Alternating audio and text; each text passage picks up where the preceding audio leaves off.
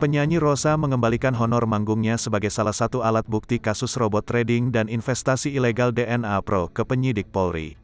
Rosa ikut memberikan keterangannya di Bareskrim Polri setelah pernah diundang bernyanyi di acara DNA Pro. Honor yang diterima saat manggung di acara DNA Pro itu diketahui lebih dari 100 juta rupiah. Kepala Bagian Penerangan Umum Divisi Humas Polri Kombes Gatot Reply Handoko mengatakan, Rosa mengembalikan honor manggungnya di acara DNA Pro senilai 172 juta rupiah. Saudari R mendapatkan honor, yang diterima setelah dikurangi biaya produksi, sebesar 172 juta rupiah, kata Gatot Reply Handoko kepada wartawan, Jumat, tanggal 22 April tahun 2022.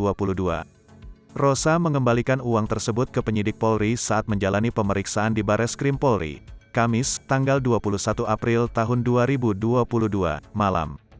Saudari R menyerahkan uang tersebut kepada penyidik untuk disita, kata Gatot Reply Handoko.